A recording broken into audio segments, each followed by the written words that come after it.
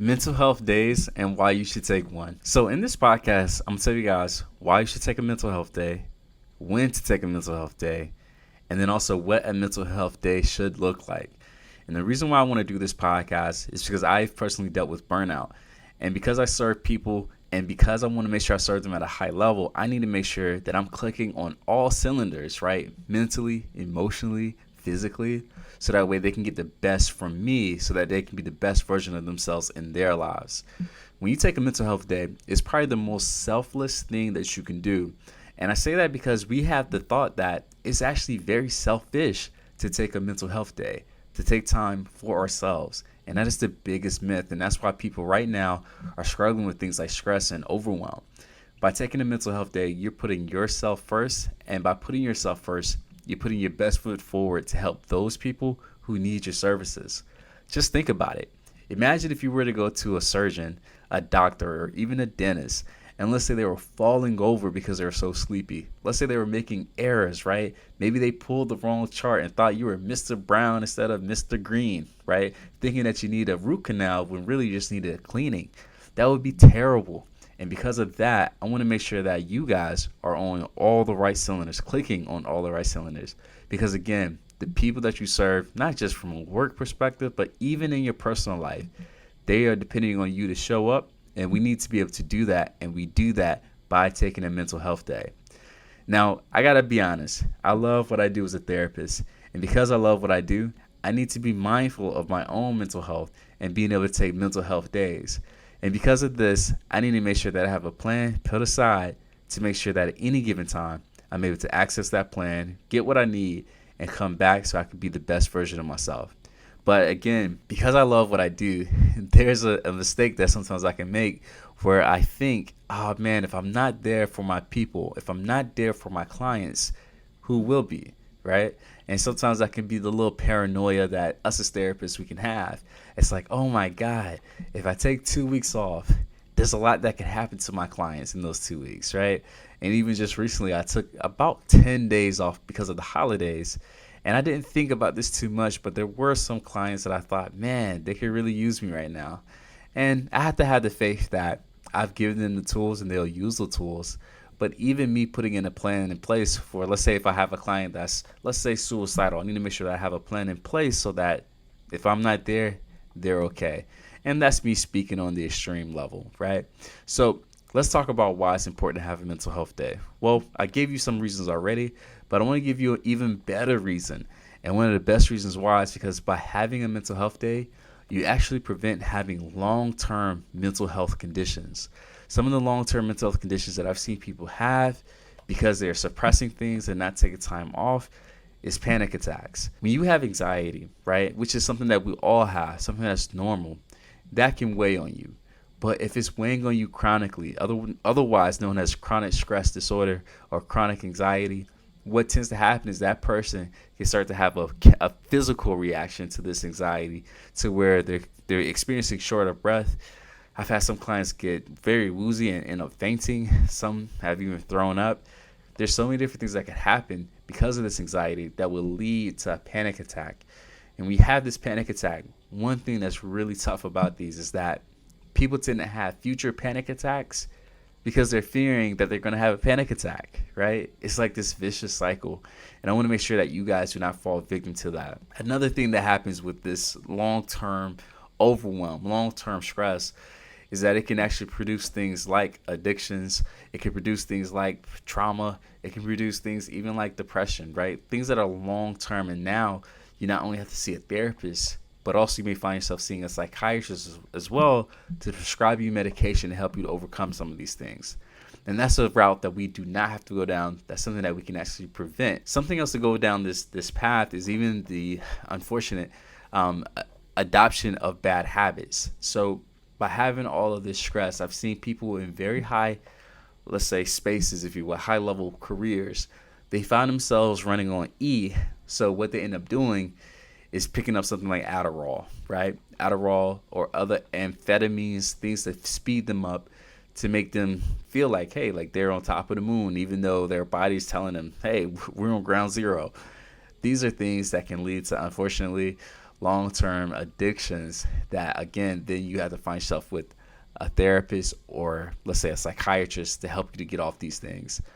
Now, something else I want to say is that when this happens, right, when you're finding yourself not taking personal health days, when you find yourself not really caring for your body, what tends to happen is that you find yourself depressed because you're not enjoying the fruits of your labor.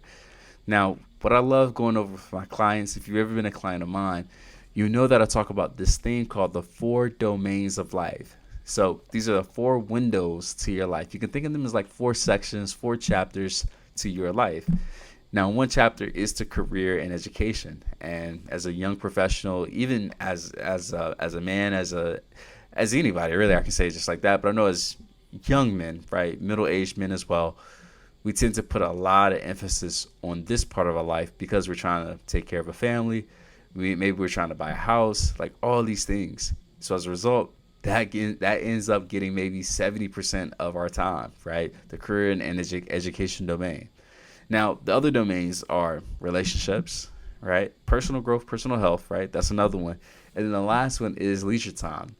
Because let's face it, even though I love being a therapist, being a coach, I also love going to NBA games. I also love going to museums. And I definitely love going and eating in really nice restaurants in the downtown areas. And that's a shout out to the previous podcast that I just did, right? The Art of Being Rich. So there's so much more to me than my career, than my business. And I need to make sure that I'm enjoying those parts of my life too. And this will re-energize me so that I can go at it even harder when it comes to the career domain of my life. All right. So we want to make sure that you guys are sampling, right? Kind of like when you go to a restaurant, you order a sampler, right? Or a platter. We want to make sure that we're sampling all the different types of our life, all the different domains of our life. Now, there will be times in your life where, hey, one domain is, let's say, very, very much more important than the other domains, right? There's much more of an emphasis. You find yourself spending more time there. And that is totally fine, right? We want to just make sure that we have harmony. All right. I heard someone once say this. I think it was Jeff Bezos, but he says, having balance in your life isn't something that you should strive for. But what you should strive for is harmony. Meaning, if you find yourself putting 50% of your time in the career and education domain, or 70% of your time in your career, right? Career, your education, your business. But if you're still able to put, let's say, 10% to your leisure time, maybe it's 15% to your relationships, and another, whatever the remaining percentage is, to your personal growth, personal health. And if it works for you, right? And when I say works for you, I mean it works for you and your loved ones, then that's okay. You don't have to force it to where each part of your life gets 25%. That may be closer to what we call wishful thinking, if you will. So we want to make sure that we have harmony, not necessarily balance. Now, when should you take a mental health day, and how often should you take a mental health day? Now, I love demystifying myths and beliefs, right? And I'm gonna do that right here. So when and how often? Well, I think sometimes we forget that Saturdays and Sundays can actually be mental health days, and you do not have to take off a day during the week where you're working to have a mental health day. Okay. Now, how is this the case, right? Because we know this to be true, but why isn't it working like that for us? Well, a big reason may be that you're not taking advantage of these days. You're not being intentional with how you plan your weekends. You may even find yourself still working on the weekends. And because of that, it doesn't feel like your weekends are truly yours to relax. Even during the week, I think sometimes we forget that even when we get off work, that time from 5 p.m. to, let's say, 9:30 p.m. or 5 p.m. to 10 p.m., that is still a lot of quality time that you can use to go out to a nice restaurant, go and have a game night, right? Go to a movie, do something at a local park, or even just do something here in your home. Don't think that the weekends are the only time that you can use to actually have, let's say, a mental health day, right? It doesn't have to be set up that way, if you will. Next, when should you take a mental health day, right? Like when should I be like, all right, I know I have my weekends, but I really think I need to take a day off from work. Well, I like to go by the rule of 60%. When I find myself operating below 60%, that's when I tell myself, hey, I need a mental health day. And I think what also helps for me is that I actually love what I do. And because of that, I actually feel energized from seeing my clients, from doing my work. So as a result, the amount of mental health days that I need to take is not that much. Now, if you find yourself working a job that puts a lot of stress on you, or something that I don't think a lot of people talk about, if you don't have boundaries within your career, right, within your job, meaning you find yourself doing the work of other people, you find yourself people pleasing, you find yourself overworking, right, all these different things. And I'm not saying that overworking is bad, but it's, again, context really matters. You would then find yourself needing more mental health days than someone who enjoys their work, right? Someone who does have boundaries around their job. That's something that's very important to remember. Also, I very much so every quarter, I find myself taking, if not 1 day or 2 days, I find myself maybe taking a few days off. Because I live here in South Florida and my family lives in South Carolina, I've personally made it a goal to where once a quarter, I go back and I see my family. And I take advantage of the holidays to do that. So it's not a big stretch for me to do things like this. So I want you guys to also take advantage of those as well, okay? These holidays. And then also something that I want to make sure that I push is that the more often you take a mental health day, the less in duration you actually need a mental health day. So I'll give you an example. If you're using your Saturdays and Sundays the way that it is intended for you to rest, then you may not need to take a week or 2 weeks off in the middle of January or the middle of, let's say, June or October to just recharge. It's because you've been taking care of yourself over the course of the long haul.